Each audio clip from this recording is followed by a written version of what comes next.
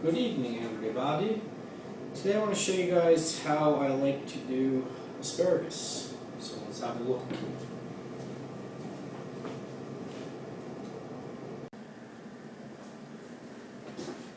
So here we have our asparagus. So there's basically two tricks to buying asparagus. The first is for freshness, look at the tips, and the less kind of frayed and moldy looking the tips are.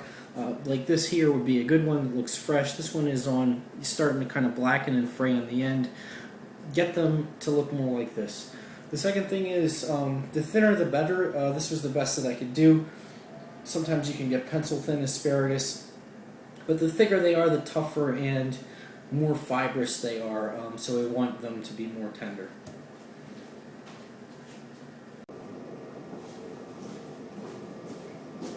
Alright, as far as how we're going to cook them today, a lot of people like to boil asparagus. I really don't like that because for one, it kills all the nutrients. Anytime you're boiling stuff, you're going to lose a lot of the vitamins. Everything that's good for you, you're cooking out of it. Secondly, it waterlogs it. It just kind of makes it taste like crap. So instead of that, what we're going to do is we're going to cook them very slowly with olive oil in a large cast iron pan. And what that's going to do is, instead of killing the natural flavors, we're actually going to enhance them. We're going to bring out a lot of the natural sugars in the asparagus, and it's just going to be way more delicious that way. So we'll start by showing you guys the prep.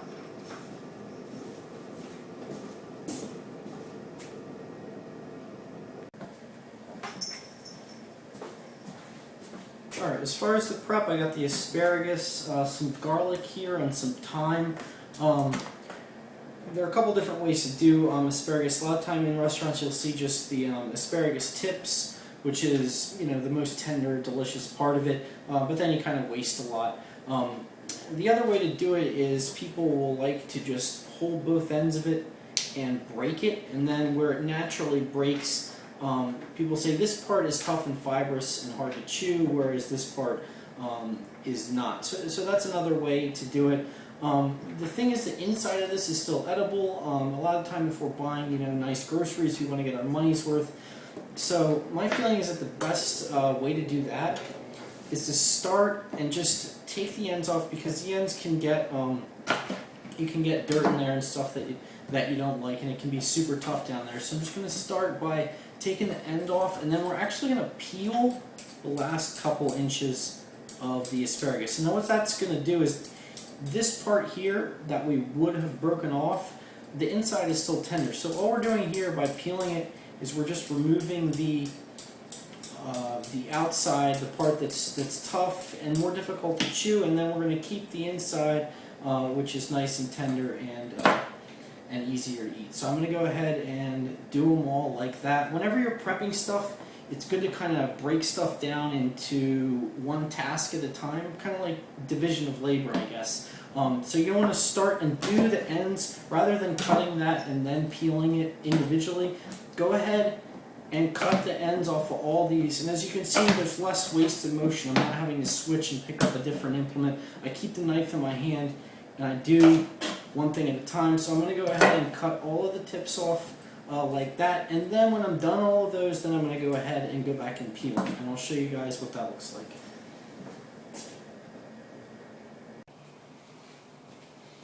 Alright, so now I have my prepped asparagus. So all I've done is cut the tips off, or the ends rather, and then peel the last couple inches. If you're in a rush, you can do the technique where you just break it and it breaks naturally. Or if you're in a super duper duper rush, you can leave the whole bunch and just cut it in half with a knife if you're in a super rush. So now that those are done, we're going to cook these today with garlic. So you guys have seen me do this technique before. Maybe I'm going to take the garlic and break up the cloves. Then once I have the cloves, I'm going to take it, smash it with a knife. Then I'm going to go in. This one looks like there's a couple bunched together on this one. And just remove the clove like that. And then once I've done that with all of them, then I'll go back through and just mince the garlic up. Doesn't have to be neat. All it has to do is be minced.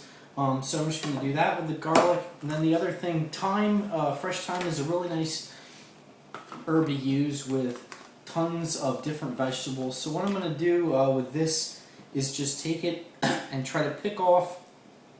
This is kind of monotonous, I suppose, but you just pick off the leaves. The tender stems you can absolutely leave on. So you just try to work the leaves off because that's where the flavor is. You don't want the thicker stems. And we're just going to go ahead and pick through the thyme like that. I'm going to say, I don't know, a couple teaspoons worth of that. And then we're going to head over and start to cook. Alright, so here's our prep before we head over and cook. Here's our asparagus ready to go with the ends cut off and peeled. We've got the thyme here, some minced garlic, got some butter, olive oil, sea salt, and pepper. So now let's go cook. Alright, all I've done here is started a large cast iron pan on, again, low heat with olive oil. So I'm going to go ahead and just place the asparagus in the pan.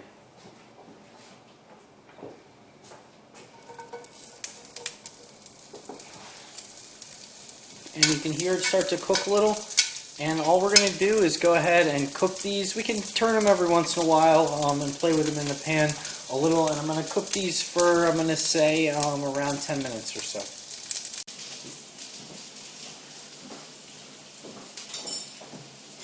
So while that asparagus is cooking, I just remembered that I have some cherry heirloom tomatoes. And I think it'd be nice after the asparagus is cooked and warm to put these on top cold and splash some balsamic vinegar on top. So you can change your mind in cooking.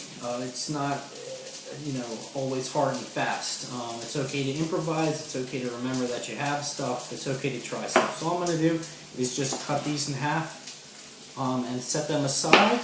And then I'm going to just, set them aside and wait for the asparagus to be done. And we'll put those on the top like that in the end.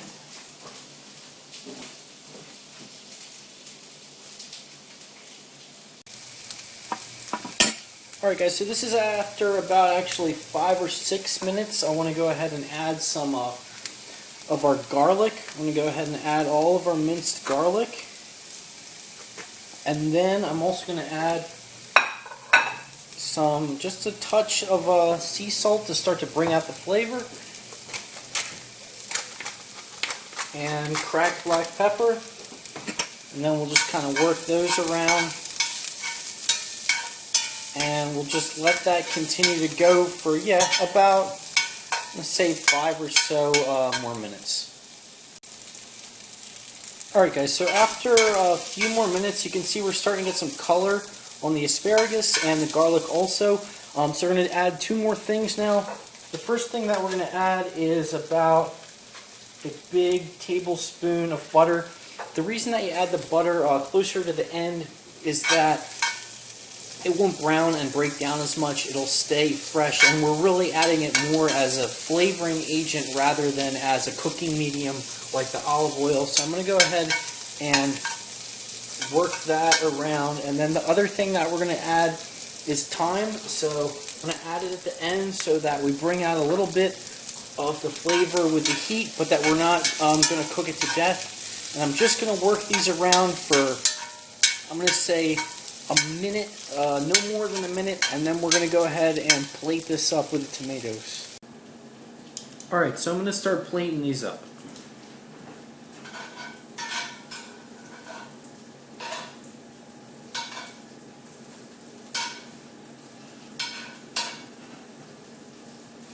I'm going to take some of them, and I'm going to go ahead and place these close to the middle of the pan.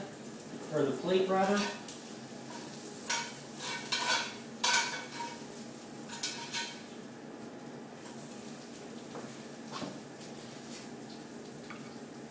There's some more.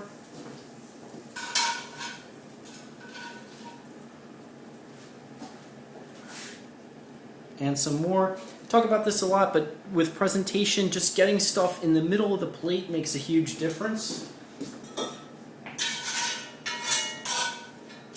So the next thing I'm going to do is just take some of that garlic and thyme from the pan, and I'm just going to place it over top of the asparagus.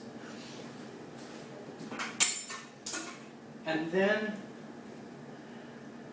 the final thing that I'm going to do is take the tomatoes.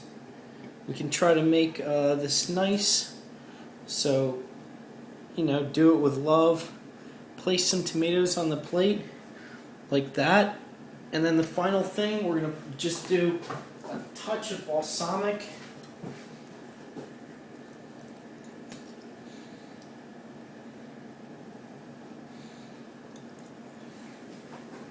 And there we have our finished we're going to say pan-grilled asparagus with cherry heirloom tomatoes finished with balsamic vinegar.